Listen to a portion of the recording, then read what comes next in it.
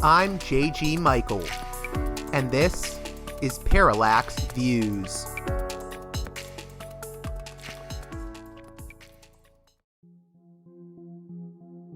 This edition of Parallax Views is brought to you by the $10 and above tier supporters of Parallax Views on Patreon. So, with that in mind, producers credit shoutouts to Galen, Matt, Gunnar, Mark, Simon, Alexander, Catherine, G, Tilo, Emilia, Jeremy, Jeff, John, Bert, Brian, Elliot, Michael, Brace, James, Nick, Mersham, Galen, Gareth, Arlen, Bo, Christopher, Michael, Gigadelic Media, Will, Chance, Chase, Dan, Big Bob, David H, Y. Kellerman, Sadeed 13, Kathleen, David, Ava, Bob, The West Bank Robbery Podcast, Jamie, Enoch, Gary, Max, Ishtofer, James, Martin, Matthew Ho, Brian, Nobody, Thomas, and Dano. And now on to the show.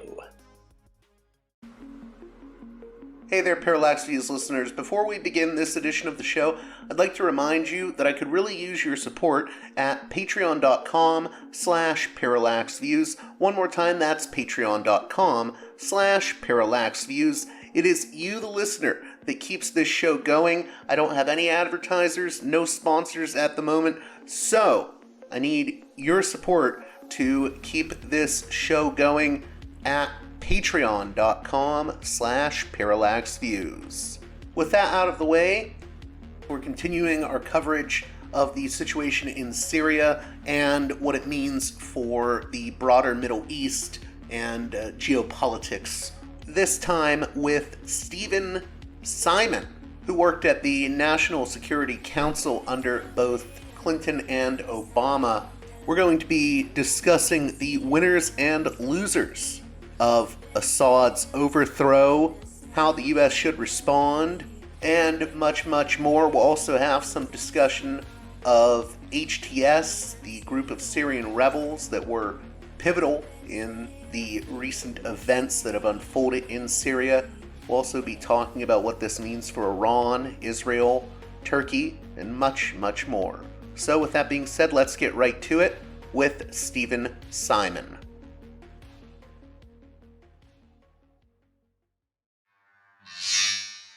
Welcome back to Parallax Views. A guest that I'm very happy to have on. Stephen Simon is a senior research fellow at the Quincy Institute for Responsible Statecraft and a distinguished fellow and visiting professor at Dartmouth College. He served as the National Security Council Senior Director for Counterterrorism in the Clinton White House and for the Middle East and North Africa in the Obama White House. And we're going to be talking about Syria.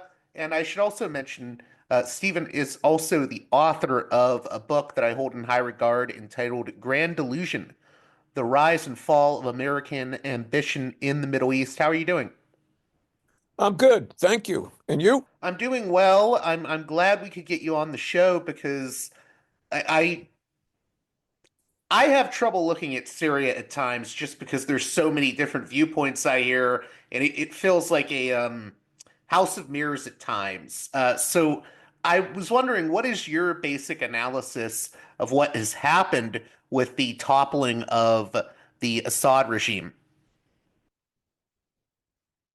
Well, what happened was a profound shift in the regional strategic order, which I think can be summed up as, the defeat of Iran and ascendancy of Israel.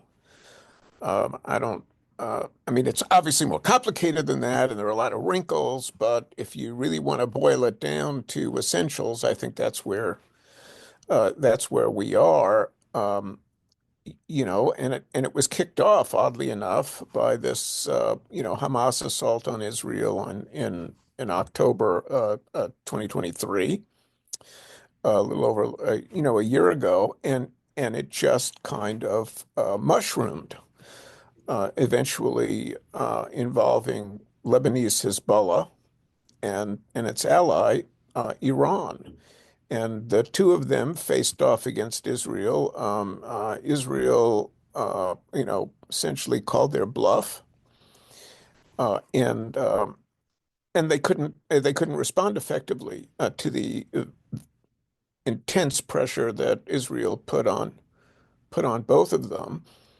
Once they were essentially neutered, at least in this context, then it was Turkey's chance to move. I mean, they had the opportunity, and they took it. They mobilized a conglomeration of Islamist groups that had Turkish support now for several years, and sent them to march on Syrian territory held by Bashar Assad, who has since fled to Moscow. They went through Syrian forces like a hot knife through butter. They quickly took Aleppo, the second largest city in Syria, Homs, and of course now they're in Damascus, and they will ultimately take Latakia, a seacoast city that's quite important, and a number of other places, including in eastern Syria, a city called Deir ez-Zor, which is near the Iraqi border. So the geopolitical opportunity was there, and it was there because of this war that began in October 2023. And at the time that broke out, the longer range consequences were still not foreseeable, I think, because very few people, I'm thinking about that statement carefully. Uh, yeah, I would say most analysts didn't foresee um, the extent to which that the Israelis were willing to push things, And anyway, they did push them, and that was that. So I guess that's where my perceptions lie on this crisis. In terms of this group of Syrian rebels, there's a lot of talk about HTS and its leader al-Joulani. What do we know about this group? I see some people calling them jihadis, some people calling them ultra conservatives that aren't necessarily jihadis anymore. I mean, it's very confusing. I'm hearing a lot of different takes. What is your view of HTS? So, yes, this is a question that's on everyone's mind because we're in this situation where uh, we'll only really know what HTS is actually until they're given a chance to run more than Idlib province. So, they hail from this province in northwest Syria. They've been running it as a Turkish protectorate for a number of years. During that time, they've built up some administrative capacity. They know how to get the garbage picked up and the lights turned on and things like that. They But they come from jihadi stock. There's no question about that. And the group Hayat Tahrir Sham, which is the HTS thing that we're talking about, is a designated terrorist organization in the eyes of the United States government. And Abu Muhammad al-Joulani is a sanctioned terrorist as well in the eyes of the U.S. government. So, um, what they turn out to be uh, is unknowable right now. But there are some signals. So I'll just mention a couple of them, because and well, anyway, I'll mention a couple of them. One is that Joulani, who's a very clever chap, has been sending signals to the West and to the United States for a couple of years now of his moderate orientation and his desire for productive, friendly relations with the West.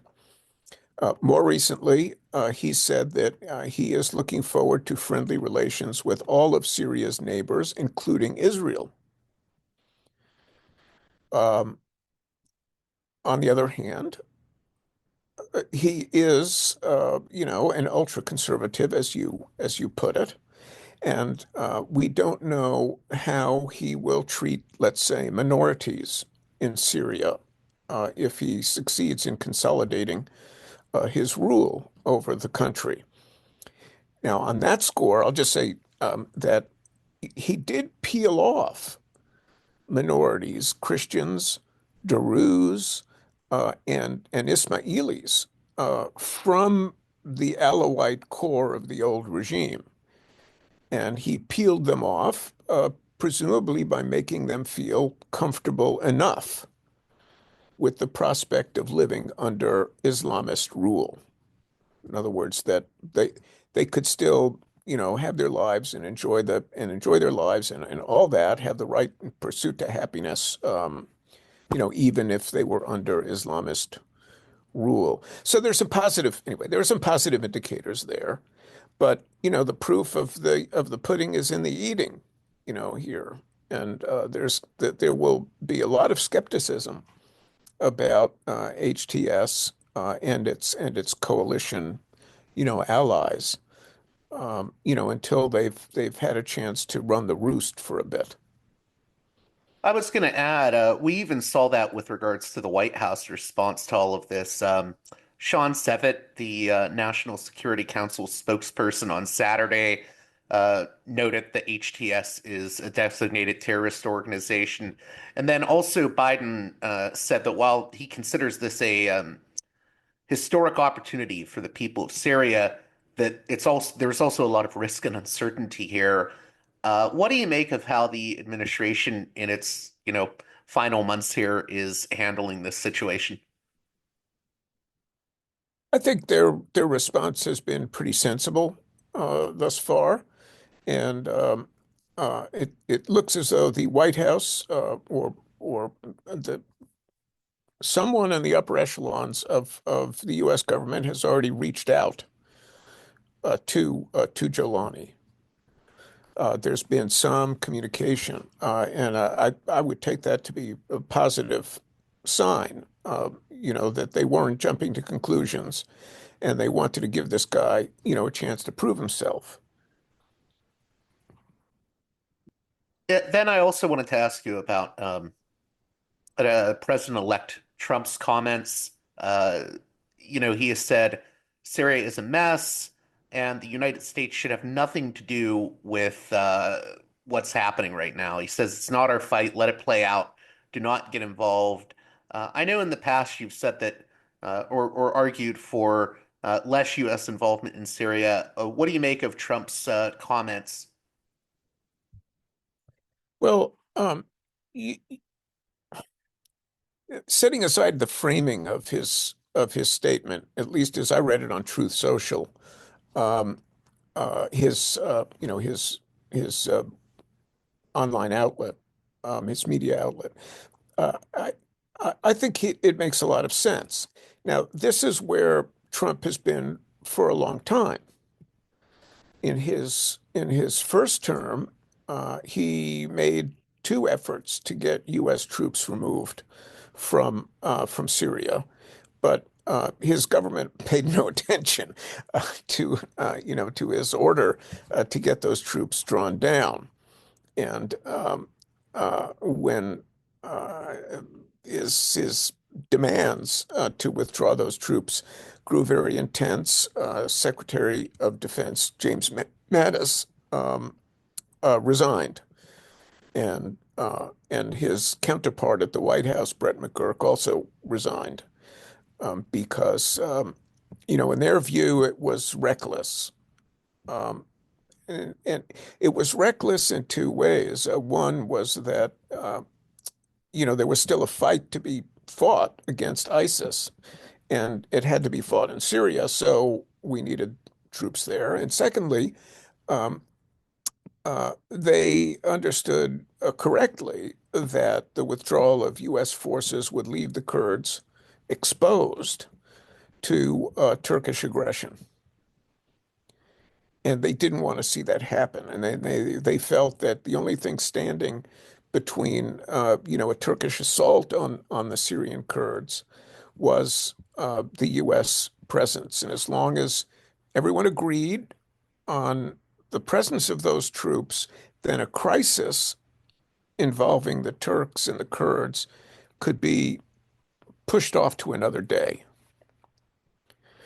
Um, so now you fast forward to President-elect Trump for his awaiting his second term, and I think this time he will have appointed people to senior positions who will jump when he says jump, and if he sticks to his guns, so to speak, on the removal of U.S. forces, then U.S. forces will be removed.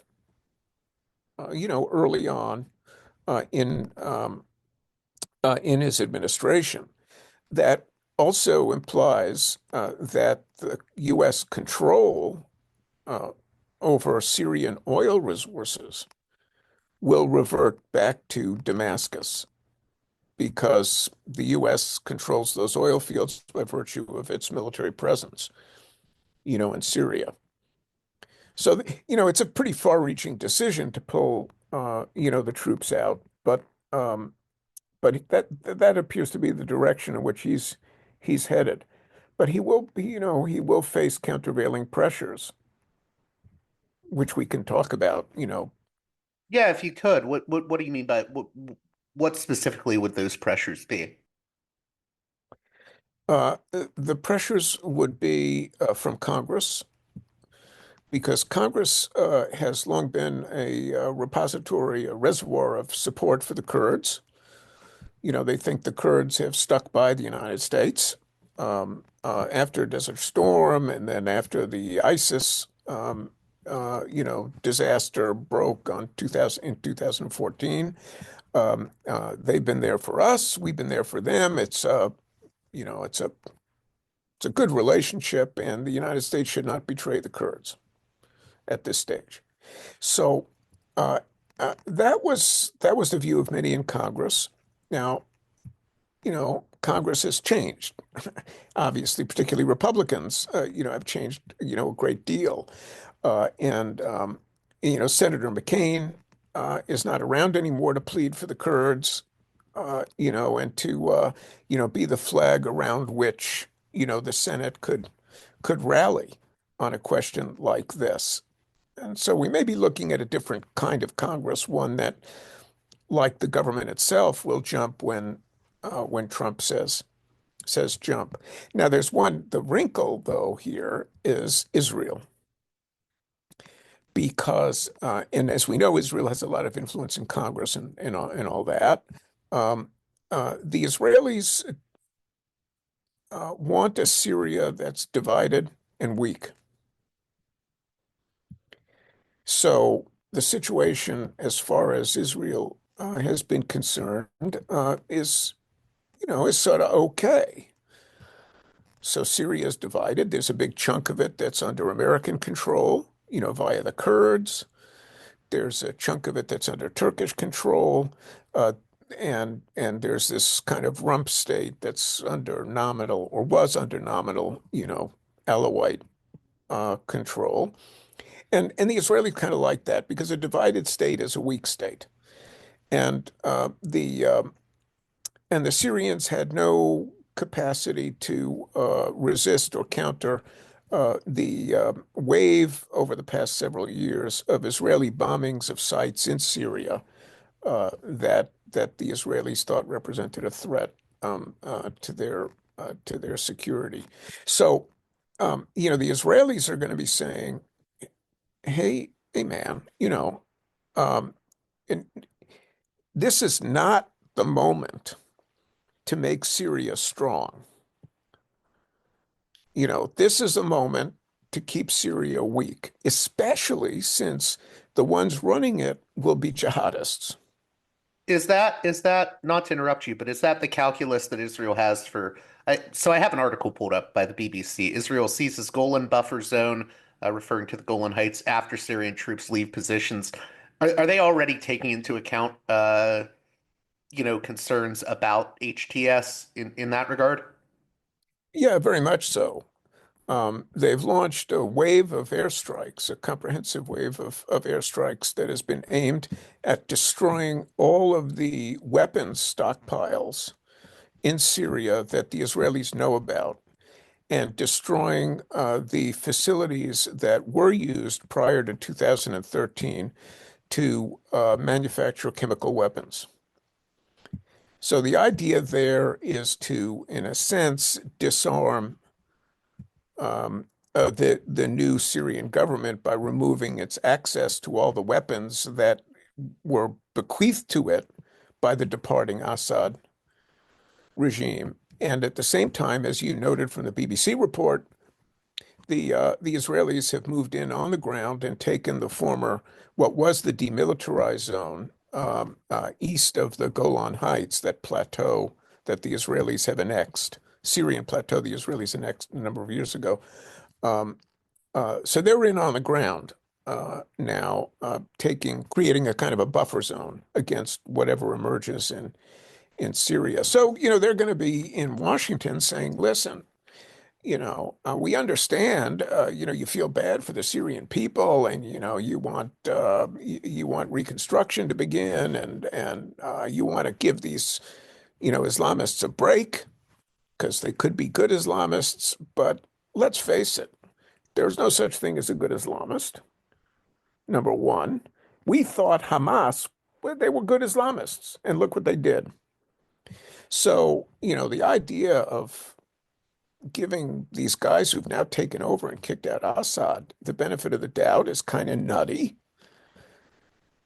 from an Israeli perspective. And they would say you can't trust these people. And right now, we're in the best of all worlds because Syria is divided and weak, and we need to keep them that way. So that's going to be the countervailing pressure, and you're going to get a lot of congressmen, who are going to say now, yeah, you want to pull U.S. troops out and you want to do all that stuff and you want to give, you say it's not our fight, but really, it is. So that'll be the clashing worldview. In terms of the losers here, I know you've mentioned Iran and Russia, and it's interesting. I've seen a lot of people say, "Oh, this is the end of the axis of resistance." Sometimes I'm skeptical of how that term is used, but um, in any case, I've seen people say that this is like a death blow to Iran. I wouldn't go that far. I think this is a big blow to Iran. But do you think this is sort of a death rattle for their influence in the region? Well, I don't. Okay, so let's put it this way. Um, their influence in Iraq has been unaffected by this. So, and Iraq, in a way, is the big prize, which is why it was so weird that the United States gave it to Iran. But anyway, we did under the Bush administration, and then that's that. And Iran maintains a very strong position in Iraq, so that's not changed. Um, Iran still has a lot of influence with the Houthis in Yemen. I don't see how that is changed by this. Um, but but the loss of Syria and Lebanon, more or less simultaneously, I think is a stake through the heart of the axis of resistance. And look, I for one was never impressed by the axis of resistance. Not really. I mean, it wasn't like, the Iranian NATO. It was always a bit ramshackle. That's what I was referring to when I said I'm sometimes skeptical of the way people use that term. It seems like it was like a very loose coalition in a lot of ways. Yeah. Yeah, it's not like the Germans and Japanese, in 1940. Um, it's kind of a different story. So, you know, uh, but it, but it's nonetheless, I think, the end of an era, and we are in kind of a new space. In the first serious demonstration of this seismic shift was the destruction of the Assad regime. Do you see things as sort of being in a state of flux right now? Because I feel like as other guests have had on to talk about this in the past day or so, have been, I feel like you're being careful not to make predictions or, anything like that, because it does feel like things are very much in flux and very unpredictable at this time. Well, yeah, I mean, you know, I could always say things and then just deny them. Um, that's, but it's the problem is I can never really remember what I said, so that's it gets tricky. Um, no, I am being careful. I mean, seriously, because although I think that the large contours, are set, there are some variables, and one of them is what happens in Israel domestically,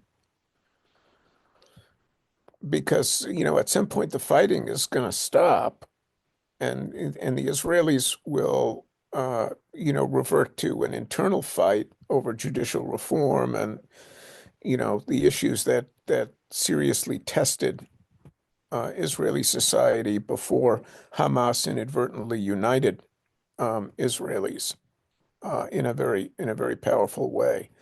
So we'll kind of see what happens within Israel.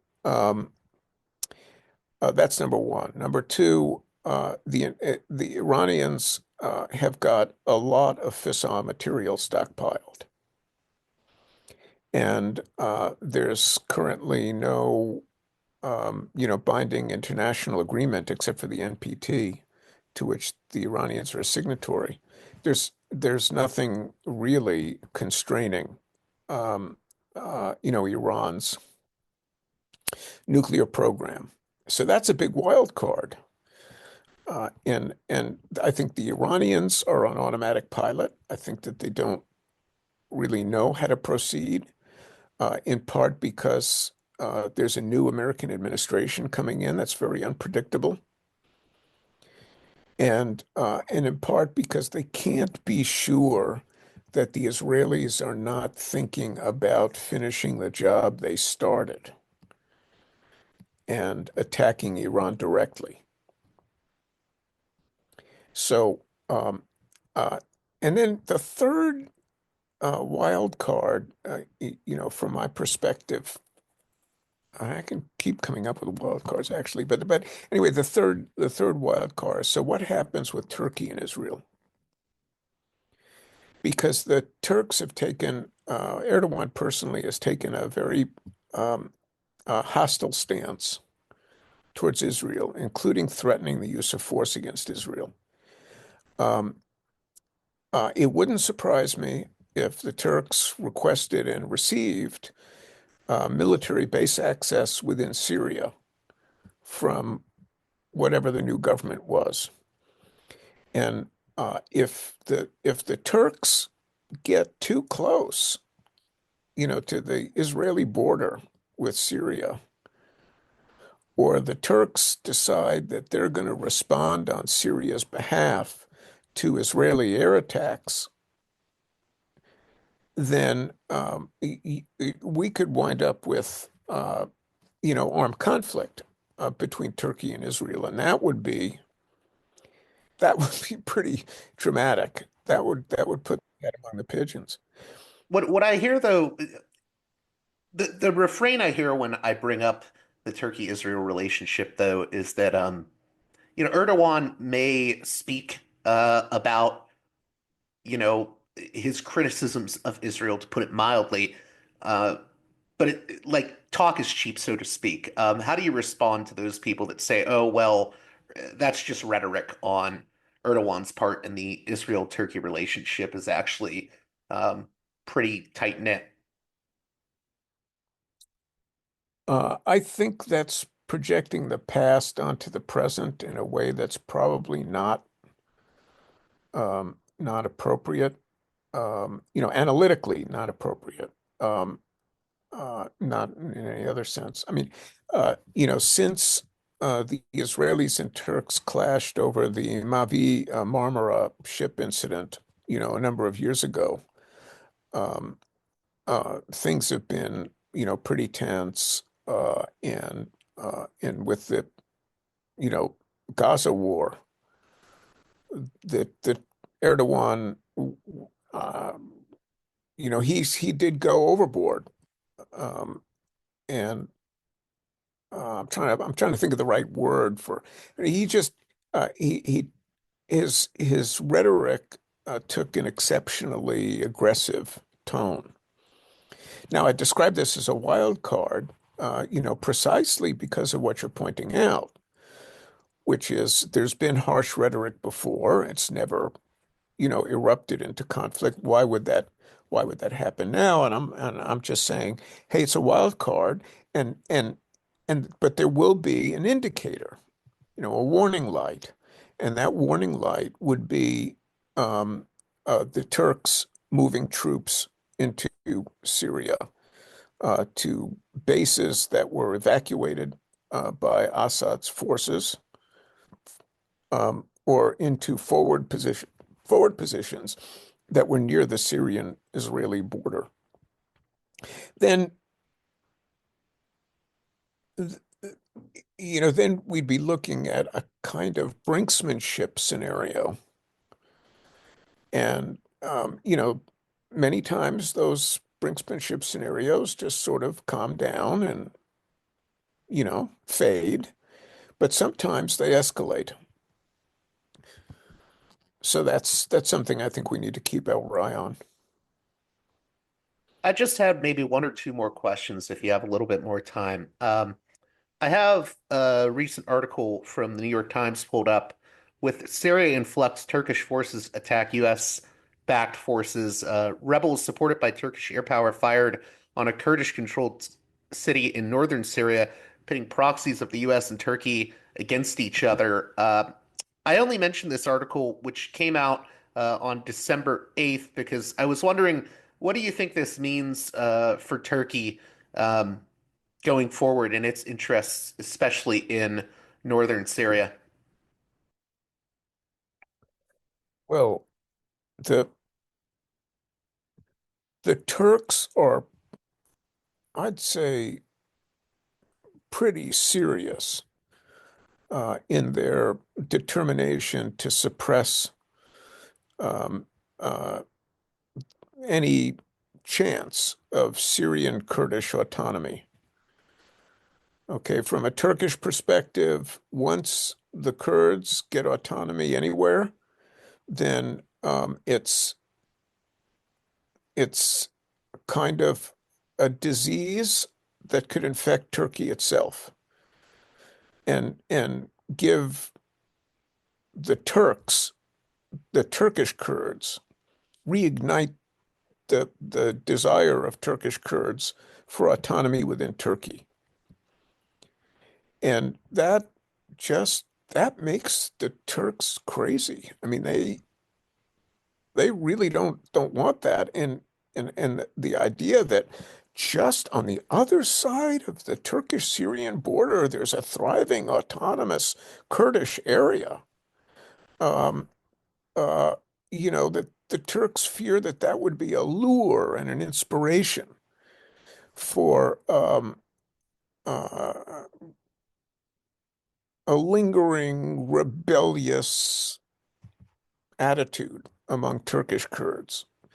And for a long time, uh, there was a movement among Turkish Kurds, which is now relocated to Syria, called the PKK, Turkish Workers' Party, that uh, used violence against the Turkish government, in pursuit of Kurdish autonomy within Turkey. So it's not as though, paranoids don't have enemies.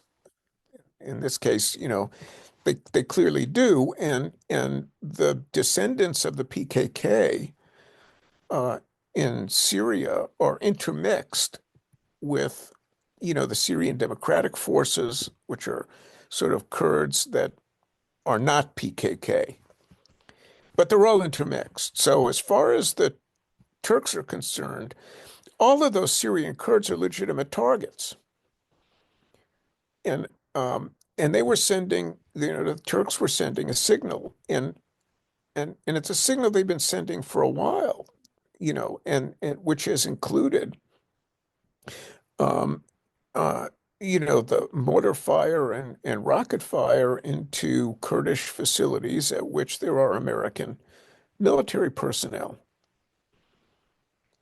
So it's a it's a bit of a fraught situation. So if I were you,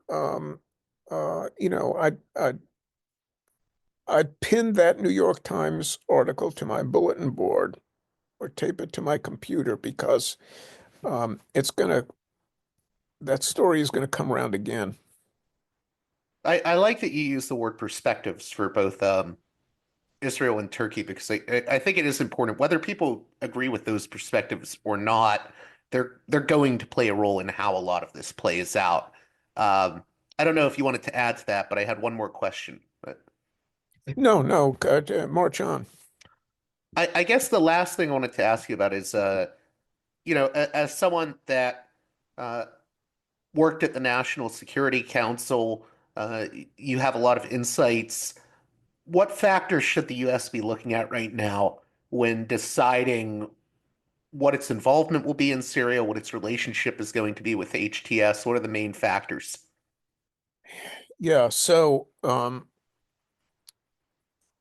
look, I don't believe that what transpires in Syria, one way or another, will have any kind of profound effect on American interests or U.S. security. You know, whoever rules Syria, it's not going to affect American GDP. You know, it's not going to accelerate global warming.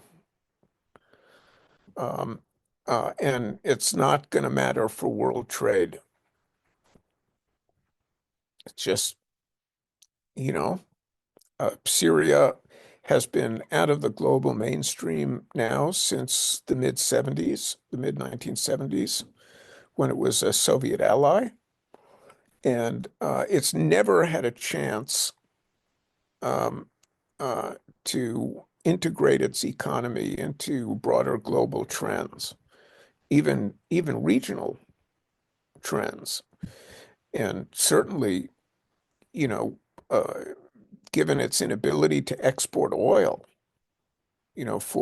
since 2011, really, it hasn't exported any oil, except through the Kurds, but then the money, it's sold at a discount and the money doesn't really go into, Syrian coffers. Even Syria's involvement in the global oil market has been curtailed. It's been really isolated.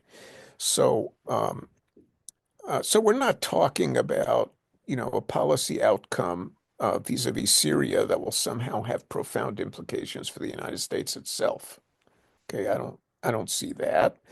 Um, but the United States does have an interest, I think, in Syria not failing,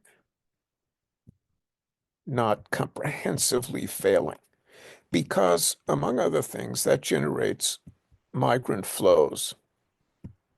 And the last time a huge number of migrants fled Syria, their movement into Europe seriously affected European politics. And that does affect American interest. Okay. So, so the United States should want, and I think will want, to see a functioning Syrian economy and a country to which refugees can return. Now, those that are in Europe at this point may not return to Syria, but there are a lot of refugees in Jordan, which is a problem for the Jordanians to support, and Lebanon is very fragile, as you know, and they're of course in Turkey, and in Iraq. So it would be best for the U.S., I think, if Syria stabilized, and it wasn't just a humanitarian basket case, but could stabilize and enjoy reconstruction and establish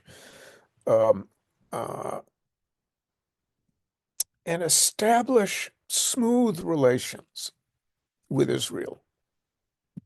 That would be really very good from America's perspective. And if in the process the status of the Kurds could be secured, in other words, in the new Syrian state, they could feel secure from Turkish attack, and have their desires for a certain degree of cultural autonomy and so forth satisfied by the new Syrian state.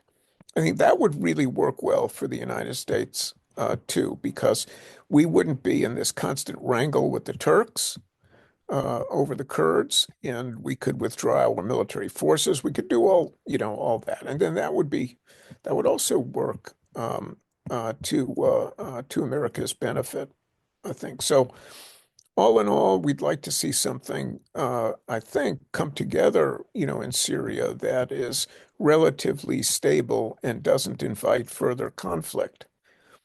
That's it, really. Well, Stephen Simon, I want to thank you again for coming on Parallax Views. In closing, is there anything specifically that you want my listeners to get out of this conversation? What's a main point, I guess, that my listeners should take away here? Yes. I think the main point is Christmas is coming, and it's the birth of the Prince of Peace, and we should all look to the spirit of Christmas and wish that goodwill to all men, including Syrian Islamists. Thank you again, Stephen Simon, for coming on Parallax Views. Thanks a lot. Well, that does it for this edition of Parallax Views. I hope you enjoyed my conversation with Stephen Simon. And as always, I hope you'll support my work at patreon.com/parallaxviews. One more time, that's patreon.com/parallaxviews. And with that being said, until next time, you've been listening to Parallax Views with Parallax Views to Parallax Views with Parallax Views. The way out is not simply to say, don't do it, just to prohibit. It's nothing else. If we don't do it, others will be doing it like crazy. So, we have to confront the problem. But no, basically, I know of the great anxieties, problems, new forms of control, but it's also new forms of freedom. This is why I always emphasize that internet and all this new digital stuff, it's a very ambiguous phenomenon, but it's the field of struggle. New forms of enslavement, but at the same time, new incredible forms of freedom. We have to accept the fight with no nostalgia for old, allegedly more authentic communities or whatever. I'm not afraid. I'm not afraid. I'm not afraid. I'm not afraid.